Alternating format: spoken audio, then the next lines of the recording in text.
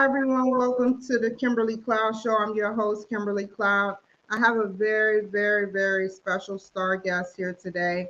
Can you go ahead and announce to the world who you are and where you're from? Greetings, world. My name is DC Glenn, aka DC, the Brain Supreme of Tag Team. I make the song Whoop, there it is, and the hit commercial Scoop, there it is. And I'm here to talk to you good people today. Well, I want to go ahead and thank you for being on my show. And I wanted to go ahead and thank you by asking you, what is your past leading up into your present? Because I read it and I want to know it through your voice. Well, it goes back to my parents because my parents had two little do boys with their sons, and I have been shucking peas and stemming collard greens since I was 5 years old. My mother had a prep cook, and my father made me wash cars, cut the lawn, cut the hedges, shovel snow, trim the trees. Mother made me learn how to, wash clothes. We had to do everything, right? And as I grew older, I have never not known work. And as a grown man, I don't fear any type of work. So I am willing to work my way through anything possible. So that's why I never give up. I never quit. I just play offense because I've never not known how to not work. And sure, I'm just as lazy as everybody else, but you can do two things at one time. You can be lazy and still keep it moving, right? I So agree. my past has dictated my present, and I am relentless in my pursuit of mastery, right?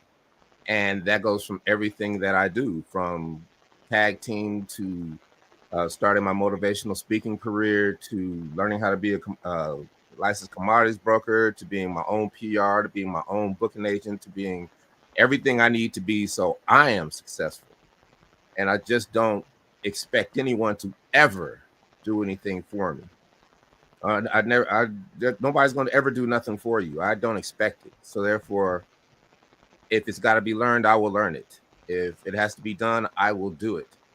And all of this is easier said than done. But if you live long enough and you're blessed enough, all the things that people might say you're a jack of all trades, master of none, you become very masterful at all those trades, and they all come back to serve you.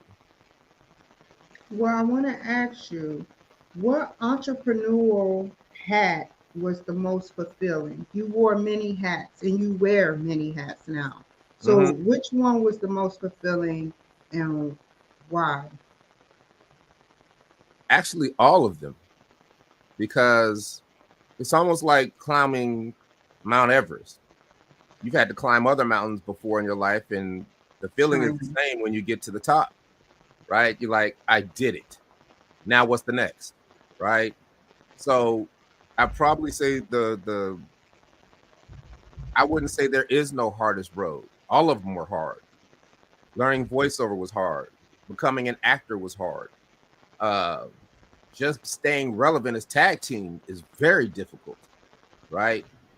But the tools you put Somebody, in your toolbox. somebody had faith in you, right? I'm sorry to cut you No, off, but no, no, no, someone, no. I mean, I was raised by a community of good people from high school to my parents to all kind of people had an input in me growing. And even the people who, and here's the thing, even the people who hated on me, told me I wasn't nothing, always argued with me.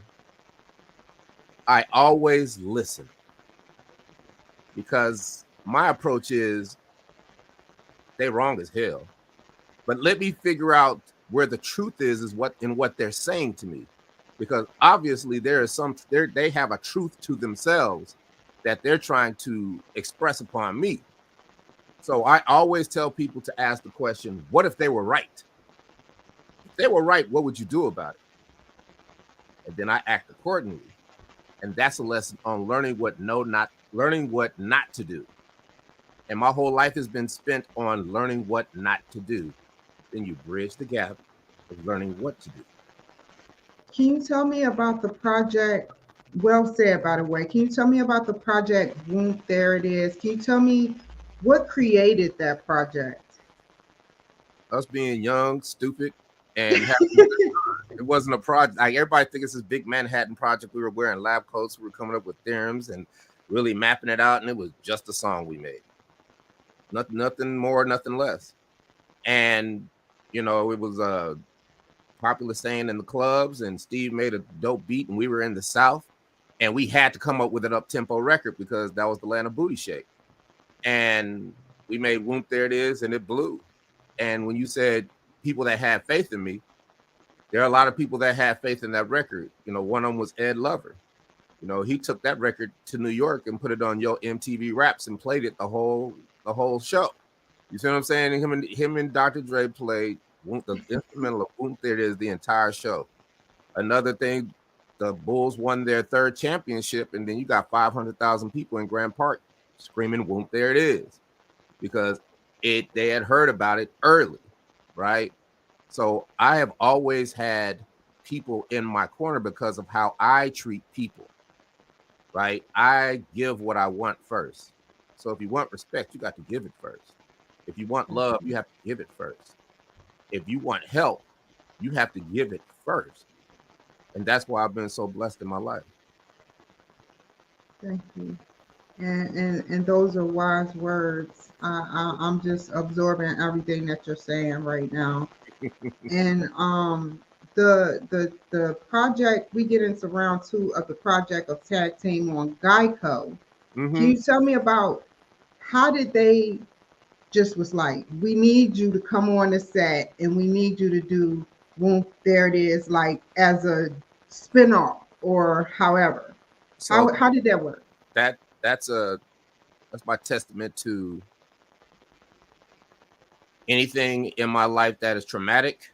I vow that it will never happen again if I have anything to do with it. And in 2011, Barack, you know, the world thought Barack Obama was in our video, and we did press for like 2 weeks.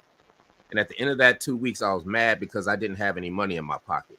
I had missed an opportunity. I vowed it would never happen again. That's what started my SEO career, search engine optimization and digital marketing. You know, 3 years ago, 5 years ago, you type in tag team, it was all wrestling. You type in tag team today, it's all tag team, because it took me 10 years to learn that. And fast forward, middle of the pandemic, I get a call from my acting agent for commercial, Lena, and she's like, DC, you booked a Geico commercial. And I'm like, don't mess with me. Play with me during this pandemic. I ain't even auditioned for no Geico commercials. Like, no, DC, tag team. See, I thought it was for me acting. And I was like, oh, I checked the tag team phone. There it was. And the beauty of it is that they called me, but they didn't wait. They wanted it so bad that they went and scoured the internet and found my IMDb portal, which had my agent's information, called my agent. I was like, my agent make the deal. The synergy was bananas. And my agent made the deal, and it's the most lucrative deal that we have ever made, even more than Whoop, There It Is. And we were off to the races. Then the hard part's still, because I'm an actor. I'm going to prepare for this part. And they first came to me like, we got a commercial idea. We want to do Soup, There It Is. And I was like, all right, let me go look at some Seinfeld episodes and see if I can get something from the Soup Nazi. But they was like, no, we're going to do ice cream. And I was like, yes, because ice cream was very special to me because my father had just passed. And my father used to, make us ice cream when we were a kid. We had the old crank, and he put the egg, sugar, and vanilla into the thing, and we put the ice around with the salt in. He's like, all right, get to it. We crank for 20 minutes, me and my brother, and then after 20 minutes, 2 kids is just eating ice cream out the cylinder, right? I wanted the essence of that to be a part of that commercial, and that's where the spin and scoop comes from. That's where all these things come from, because the producers let us do what we wanted to do. And that day was such a beautiful day when we cut the commercial that it turned out better than I could have ever imagined. But that was because of the preparation, right? Preparation is everything. Even if it don't pan out, you prepare for everything you do, because that is a trait that will lead to your success. Because you don't know how that preparation is going to help. It might not help you for the thing that you want. It might help you for something later down the line that you don't even see coming. It's my theory is you plant seeds. You plant seeds and you keep it moving. You don't plant a seed and sit there and be like, okay, seed, I need you to grow. This seed don't work. I quit, right? You know people like that, right? They want Yeah, that instant gratification. It ain't just young people; it's old people too, right? It's black people, white people, it's everybody. That instant gratification is I what agree. everybody wants. Everybody wants to live their best life, and it don't work that way. You don't know how that seed is going to grow. You don't know if it's a shrub, if it's a tree, if it's some strawberries, if it's tomatoes, if it's some turnip greens. You don't know what it is, but you keep it moving and you keep planting seeds because the harvest will reveal itself. And because you planted that seed and you kept that preparation going, you are now prepared because you had that idea that when the harvest comes, you're ready to reap that harvest and get paid, right? And 28 years ago, I planted a seed called Whoop. There it is, and it is now a sequoia. It's not going anywhere. And that's what I do. I just play offense.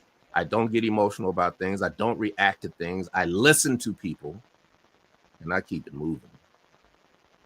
And I love the hustle. 28 years. Wow. And then you said search engine optimization, SEO. Yeah. What created and made you, like want to get into search engine optimization? Because we had no web presence, right? We had absolutely no web presence. This is the beginning of social media, like 2011. So I'm like, well, that's when Obama, like you said, was in office. Yeah. So I said, you know what? I ain't gonna let that happen again. What do I have to do? So I started learning how to build websites. I was like, let me learn SEO. And I just had no clue what SEO was. And basically, SEO is the ability to get on the first page of Google.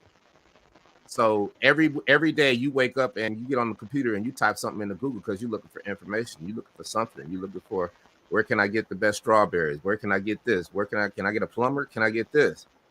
And whoever's first on that page, that's who you're going to call, correct? Correct. So all you got to do is reverse that. I ask people all the time, if I were looking for you, what would I type in?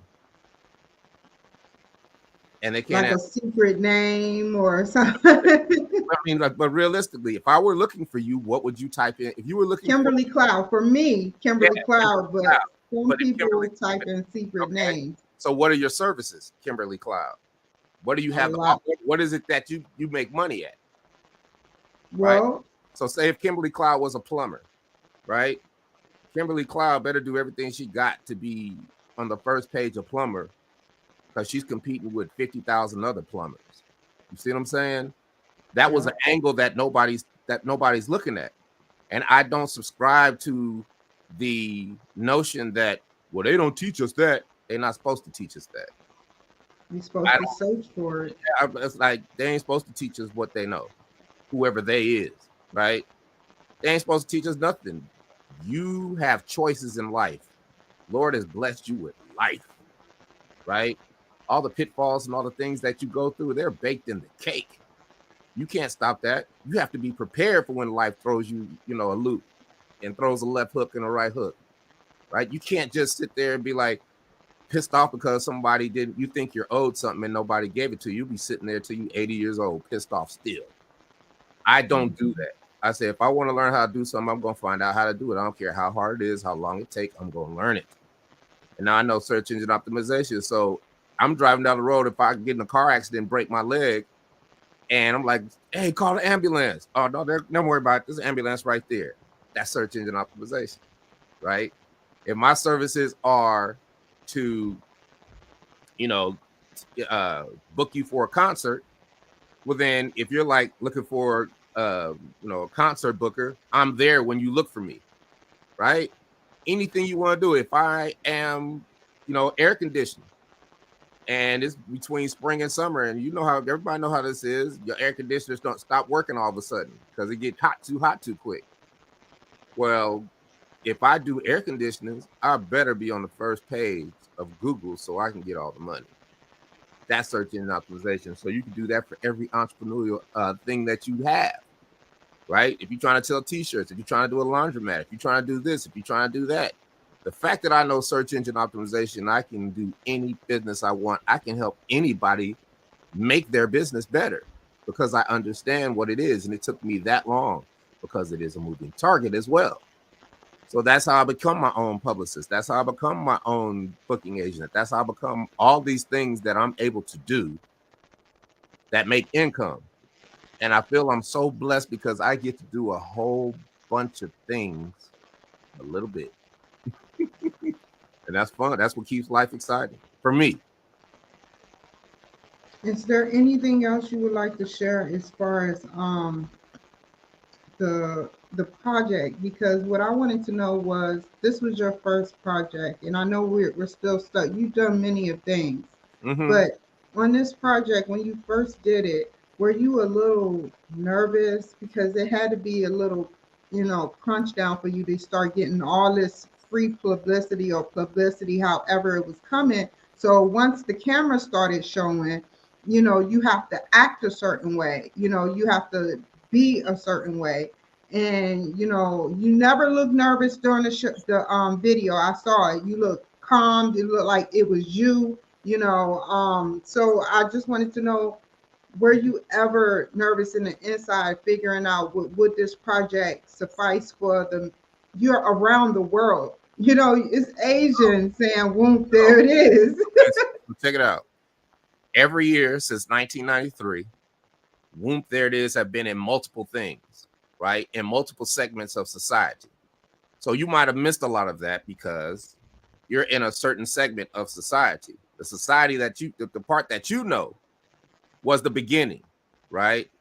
But there's other parts to it. There's the parts where we did Kids Bop, where we did a Disney record, right? We did a Disney record that lasted 10 years. That was a hit because it was for children. So we're being exposed to children from 4 to 6 and 7 for 10 years. Then comes Kids Bop, which is gone from 2002 to today, where they made Whoop, There It Is Again, almost like a Jock Jams type thing on the album for kids, preschool and first graders. And that still goes on today, right? That's something people don't know. We've been doing, we've never stopped doing shows. That's another thing. Every year, I think 2005, I'm sitting in a movie theater and I'm looking up at the screen and I see Will Ferrell dance on the table to Whoop, There It Is. Now Whoop, There It Is in a Christmas movie forever because that's a hit Christmas movie, right? These are the things that people don't realize, but that's okay. And you asked me, was I nervous going into that? No, because my goal is to take one opportunity and turn it into 10. And because I'm an actor, I prepared. That's what taught me preparation for everything that I do, right? So I prepared. And I said, I want to go into this thing with 5 or 10 things that I can go to producers and the director with. And they were like, you do whatever you do. And I was like, well, I couldn't find a spin and scoop. I wanted to find somebody to make it. But, we ain't going to be able to do that. It's like, no. It'll be done tomorrow. And when I walked on set, they had a spin and scoop. I said, I know kids love sprinkles. I don't know why, but we got to have some sprinkles. I want to do a sprinkle food fight, the salt-based sprinkle LeBron. I want to do all kinds of sprinkle things. It's like, DC, we will have a truckload of sprinkles for you. And then that day was easy because it was nothing but a tag team show. That's how we are. Where that energy is in concerts every time we go. About to get on a plane in a little while, go to the middle of Kentucky and do a festival. Probably the only black person in the town, but that's okay, right? Because they can drop us in a country show, they could drop us here, they could drop us in a rock show, and everybody knows who we are, and everybody is a fan. That's how you have longevity for 29 years, right? So you asked about, you referred to the Scoop There It Is as a project. And to me, it was just another thing that we do that I get to make money off of, because I don't wait for people to give me things. I go get them, right? And if somebody gives, Geico, I did all my research. Geico, in the end, we are the biggest Geico commercial there was. We just won an award, the Bronze Lion in France, at the Cannes Bronze Awards, not Bronze, but the Lion Awards for Commercial of the Year, right? Over in France, worldwide. So I get to make a press release about that. Goes back to SEO, goes back to PR. All these things come from this one opportunity. I became a public relations specialist off of this opportunity. I was able to get on the Dan Patrick Show, national TV Super Bowl weekend, because of this opportunity. Tamron Hall, because of this opportunity. I was 2001 NASCAR Grand Marshal for the Talladega 500. See, our folks wouldn't know nothing about that. But those folks knew, and they said we were the best that day. We need to do it every weekend, right? I have been able to get us things through my hustle that most people would have just been happy to have a commercial and would have just showed up and be like, all right, what we doing? But I was like, I am infiltrated in Geico and the Martin Agency. Those are my people because I've developed those relationships, right? And it still goes on to this day. I'm making pitches for new Geico commercials and other commercials that I can think of. I'm basically my own ad agency now. You see what I'm saying? You take one opportunity and you turn it into 10. And I don't play. I am, and you can't look at it as I'm doing this for, there is no quid pro quo. Let's put it that way. You know, there is no, okay, if I do this, I better get this. I don't even think about it.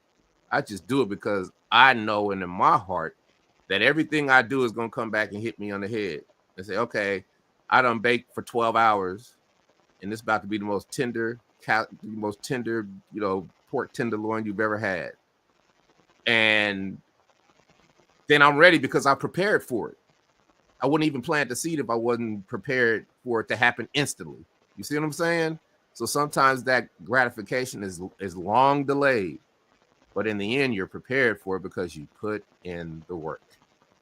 And that's all you have to do. You know, there's other tactics and hacks that I have, but you know, that I use them all. And you know, I don't even have a toolbox no more. I used to say I got a Home Depot. No, I ain't got no Home Depot. I got a Ace Hardware, right? Ain't big as Home Depot, but that Ace Hardware does me just fine because if anything that comes my way, I have the right tool for it and the right solution. Because all I think about is solutions. That's why I love to be wrong, because being wrong is the path to being right. Right? I love the fact that I am not in my emotions because, you know, hate, fear, envy, jealousy, disgust, all this despair, I don't react to it. I put it in my pocket. And Thank you. People don't understand that emotion will mess you up. Like the negative emotion. Or negative emotion, I put it in my pocket. Positive emotion can do it too.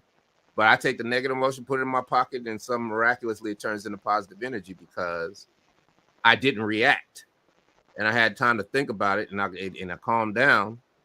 And then I realized you might have been wrong if you had reacted, right? And most of the time that I think something comes in my head and I think something, I get mad about it, it's tearing me up inside. That's going to happen. But you don't have to react. And when I don't react, a lot of times, like I said, a lot of times I was wrong, and I can use that as positive fuel for later because I'm an actor, right? So if I'm an actor and I have a scene that requires some type of emotion, I got a whole library of emotions that I held in that I can express. And now I'm not chasing the character or trying to be a caricature. The character becomes me, and now it's real because I got to release that emotion in a positive way. Somebody tells you can't do nothing. Okay, don't get mad at them. Don't keep wishing that you would break through to them. Be the example. All I can do is be the example. So let me take that negative energy and go be the example. Go apply it to what I'm trying to do and how I'm trying to move forward. Not get the accolades and get adoration from people and I ain't even done nothing. Right? Don't nobody owe you nothing. But take that negative energy and turn it into positive energy and keep it moving. Keep it moving. And the last thing, I've watched pride and ego kill a lot of men, a lot of black men, right? Because there's nothing worse than ego and pride. Pride keeps you from going to the hospital, not taking all the tests, not taking care of yourselves when you get to be 50. Right? Because you think you can doctor on yourself. My father used to always say, he who has a doctor for himself has a fool for a doctor.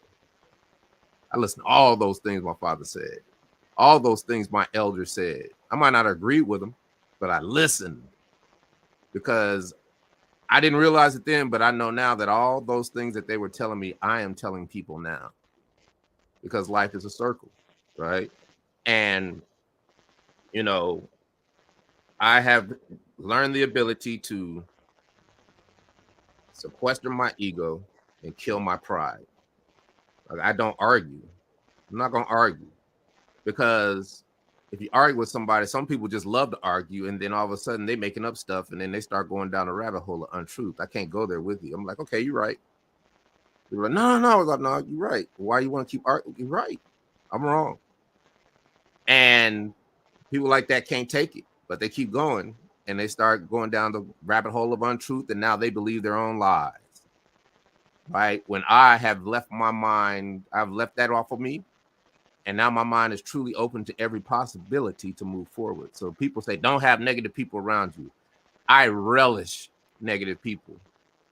I want negative people around me. I want people to hate on me. I want all those negative things, because that is the opportunity to come up with solutions to all those problems that everybody else has, all those excuses that everybody else has, all that negativity that everybody else has. So I can put it in the tool shed. So if I come across that situation, I'm ready. It's about how you think about things. I think different. I'm just different. I used to get upset because I couldn't break through to people. Then I realized this ain't for everybody. Right? Some people love being stuck in their ways. They relish it. I don't. And if somebody's telling me I do, please tell me so I can fix it. Because I'm willing to do the work on myself. I'm willing to say, hey, they're right. Let me make sure that don't ever happen again. Let me become better, right? And let me tell you something. All the stuff I'm telling you is way easier said than done. And everybody listen to me who's thinking I'm the most successful dude in the world, no. It don't get easier. It will never, ever, ever, ever, ever, ever get easier, right? As long as you living, as long as you're breathing. But it does get better. That's really all you can hope for. So I'm different. I love to hustle. The hustle is my holy grail, right? Because I know that if I put in the work, it's happened to me enough in my life that I get what I want. Or I get a surprise and get something better or bigger, right? And the fact that I kept grinding through all this and learn new tactics and learn new hustles and learn and educated and went through the pain of doing these things, I am happy that I get to do what I get to do. I get to go out on the weekends and be a kid again. I get to come back here and be a businessman, right? I get to be the entrepreneur. I get to be the intellect. I get to be the public speaker. I get to be the actor. I get to be on TV. I get to be in movies. I get to do all these things. I might not do them on the level that Denzel is doing it, but I get to do it. Most people don't even get to do it. And I have two entities that will be remembered for the rest of time. Whoop, there it is. And Scoop, there it is. Oh, yeah, 3. And Sprinkles. So where do you see your projects going in the future, or the business going I in don't the even look at it future? like that. I look at it as just keep working, because you can want one thing, but then you close your eyes to something better, right? As long as you stay in that lane, the goal, I've been successful. I've done the things that I've wanted to do, but I love the hustle and I love learning.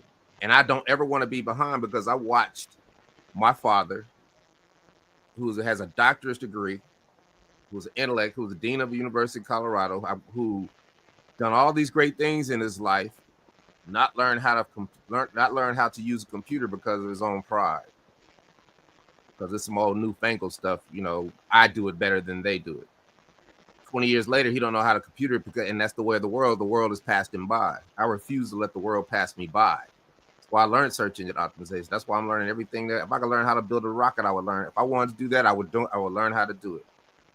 Right? I wouldn't go back to school, but there's so many ways to practically circumvent that process and get what you need.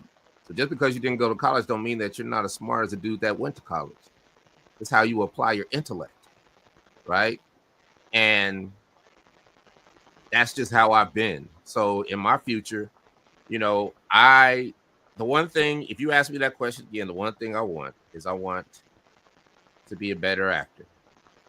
And that's the one thing that I can work on and take my time with till I pass on, right? Because acting is something that you can do into your 70s and your 80s, right? And I love the narrative. Well, he didn't start acting until he was 50. That's right. And I love that narrative. To be 50 years old and start acting. And then now being 55, I got 5 movies and 5 TV shows under my belt. Plus, I do a lot of voiceover this week on NBC. There's so many things I know how to do, right? That I am satisfied where I'm at now, but I'm not. I know I can do more. And the reason I do these things is because it's my mission to just talk to anybody who's willing to listen about the things I wish somebody had talked to me about when I was a young man. Right? My father taught me a lot of things and loved me dearly, but he can't tell me about the ins and outs and the snakes in the music industry, right? And we signed a messed up deal, but I take full responsibility as a grown man, and I always have. When you take responsibility for the things that you mess up on, you tend to do better in life. But if you're always pissed off, I could have became an old bitter rapper, but I didn't. And I love the fact that I'm where I'm at now because I get to live my life and I get to do what I want to do. And you took that deal and you made it into a platinum or multi-platinum type deal, or because I realized that I basically became my own paralegal. We had a 15-year legal battle over Whoop There It Is. I became a paralegal and I learned the language. I learned how to do all that, what they were doing, why they were doing it. I educated myself on what was going on. And in the end, we kind of prevailed. You know what I mean? They're at a cost, but we prevailed. And, now everything is beautiful, right? But it's not, because you still got to work. We got one song. And it has been difficult to do things off of one song. But hey, what better song to have than Whoop There It Is if you're going to be a one-hit wonder, right? And like I say, I say this at shows. I said, thank you for riding with us, because we've been doing this for 28 years and we still making money. Talking about, got a whole career on one song. We on tour. What group gets to go on tour with one song? And we in the middle of the order. We're not the opening act, because we have worked on our show extend. We are entertainers. We're gonna go out there and entertain them folks. I've been a DJ all my life. I look at a concert like the club. Back in the day, we was in them clubs. If you was a DJ and didn't keep that dance floor packed, you was a terrible DJ. That is so true. We was in them clubs and you rocking and you sweating and your heels broke and you drunk, and that the DJ ain't doing right, you about to go to another club. Yeah. Nobody ever left my club because my dance floor was always packed, because I understood that. And we apply that now to our show, and our show is the dance club. Is the dance floor in the club. If we do a half hour, that half hour, you don't hear the music stop. Ain't no stopping like, hey, everybody, how you doing? None of that. It is boom from the beginning to the end, because even if they're bored, don't know the songs we're singing, the beats underneath are just demanding of their sweat, of their dance, of their energy. And by the time we get to Whoop, they rocking. They don't forgot that we even do Whoop, because they having a good time, and then we pop Whoop. Please, when I say party people, it is energy out of this world. That energy fuels everything I do. That is my crack rock. For real. And I don't want to say it like that, but I'm just being real. That is my drug, for real, because there's nothing like it when you got 10,000 people blowing back on you, right? And I just look at the lay of the land and try to be different and come up with different tactics to do things that I need to do to be successful. Success doesn't necessarily have a monetary value to it. Success is, can you even get in the door? can you even hang with the people who they don't even think you're worthy of being there? And then all of a sudden they're looking at you like, man, I gotta step my game up. I didn't expect that from them. Yeah, well, if you get better, I get better. If you're better than me, I get better. If you hate on me, I really get better. Right? If you do me dirty, now you about to see. I'm not gonna say a word. You got comedian under your belt too. Yeah, you got to look me in my eye and you're gonna know. And that's good enough. I'm not vindictive. I don't need that. I don't need that because I know all I do is look a person in their eye and they know. You know, I know what you try to do to me, and it's okay. I thank you for that gift, right? Because that was a gift.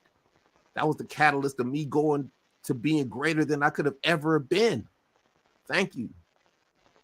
I'm just different. I'm sorry. How can the people reach you, DC Glenn? It's very easy due to the search engine optimization. Yeah, you type in DC Glenn, you type in tag team, you type in Whoop, you type in any of it, you're gonna find me. It's that simple. You have to be found. If somebody's looking for me for a show, why don't I want to be found? They gotta just be able to type in tag team or Whoop, there it is, and find me. And they can. But there's a lesson for all you. Make sure all your social media is the same. So for me, DC Glenn is DC Glenn ATL. For tag team, it's tag team Whoop. WHOOMP. And you can find us. And you had asked me something when we were talking before. You were like, what is your one piece of advice to entrepreneurs that might be doing good, might be struggling, might be ready to give up? And here's the one thing. I basically break it down to one of my, I don't even know if she was a classmate, but she called me out the blue and she was like, DC, we want to do something for your alma mater, Manual High School. Can you leave a quote for the kids? Can you get something positive to say to the kids? I was like, you ain't got that much print space, right? But I said, if I had to tell everybody one thing, it would be join an organization, society, or association. And I say this because when you join an organization, you're joining a group of people who have been masterful at their craft for 10, 20, 30, 40 years. I'm a part of over probably 30 organizations. And that is the best way to learn what you want to know how to do in 2 weeks. Like, perfect example. During the pandemic, I was like, what am I going to do? What am I going to do? This commercial's out. I'm trying to get there. I can't get nothing. Nobody wants. I tried to get a publicist. They're like, well, we're in a pandemic. We're not really working right now. They gave me every reason why they couldn't instead of one reason why they should. So I said, I'm going to be my own damn publicist. And I joined the Public Relations Society of America. And 2 days in, I am on this Zoom cast with the CEO of this firm. We get to ask questions, right? Because organizations bring in guests who are part of their organization, who are making millions and millions of dollars a year to help the people who want to come up because you paid your dues to be in that organization. And I raised my hand. I said, hey, I got a press release. Are they still relevant? I know they are, but I want the validation. And they're like, well, what's it for? I'm like, well, I'm kind of featured in this national TV commercial called Scoop. There it is. I'm looking at the chat, and it's like the chat blew up. I was like, who is this? Wait, why is he here? That's not him. That is him. Man, my mother loves that commercial. My dog loves that commercial. My granny loved that commercial. Blew up the entire chat. And the CEO was like, yes, that's going to work. That press release is going to work because the whole last year has been about COVID. Every story's been political.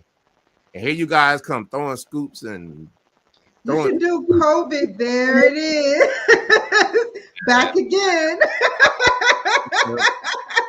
And she's telling me, she's like, you are just doing everything. That press release is going to work. You're going to go here for all the publicists. You're going to go here for all the TV talk shows. You're going to go here for all the reporters, and you're going to go here for all the podcasts. And she gave me the entire breadth of her experience in 10 minutes. And it is the reason that you and I are talking right now.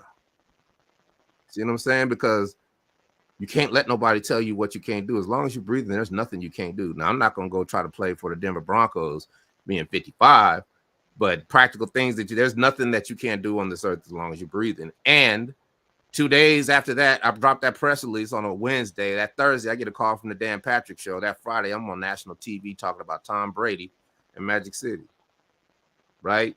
Because I didn't wait. I didn't let nobody tell me I couldn't do nothing. DC, you can't do that. That don't make no sense. I joined an organization. You can join an organization, anything you want to do. I had a friend, I want to do a laundry. That's all she ever talked about. I said, all right, I'm about to show you something. Sent her the link. I said, I just brought you into this organization. It's called the Coin Laundry Association of America. I said, start making calls, learn everything you need to learn. She came back. She was like, man, I just thought a laundromat was a laundromat. Yeah. But I didn't know that you could do wash and fold. I didn't know that you could do delivery. I didn't know that you could do hospitals and nursing homes and she didn't know all that. All you got to have is a bunch of washing machines somewhere and be able to wash clothes and then deliver them. Right? So if there's something that you want to do, there's no reason that you can't do it. You don't got to go to school. You can join the organization. I can tell you a list of organizations I'm in. I'm in AIBA, International Entertainment Buyers Association, because they told me, well, you only got one record, so we can't put you on the roster for trying to get shows. I was like, all right, I'm going to go to the buyers. To join that organization, now I know all the buyers. I got a list of all the buyers in the world. And I'm developing relationships with all kinds of people across the world. And that's why we do a ton of shows. That's why we're on tours now, right? I needed writers. So I joined the Freelance Editorial Association. Yeah, Freelance Editorial Association, because those are all the journalists who freelance and write. So now I got 1 million journalists who know how to write well that can write my copy or can edit what I write. You see what I'm saying? I'm in the NSA, National Speakers Association. That's why I'm starting my speaking career, because everybody's like, whoop, there it is in our organization. We're going to teach him, and they don't took me under their wing. Now I'm about to flourish. Right? So the key is joining an organization. Those people will tell you what you need to know and how to go about it. They have all the resources, and they have people who have been doing it for 40 years that can't wait to school you on the game. And I leave you with that. I apologize. We kind of like disconnected for a bit. My apologies. Okay, so thank you so much, Mr. Glenn, for joining my show, and I appreciate you through the technical difficulties sticking it out with me. Stay on the line. I will be back at 10 o'clock, y'all. Thank you.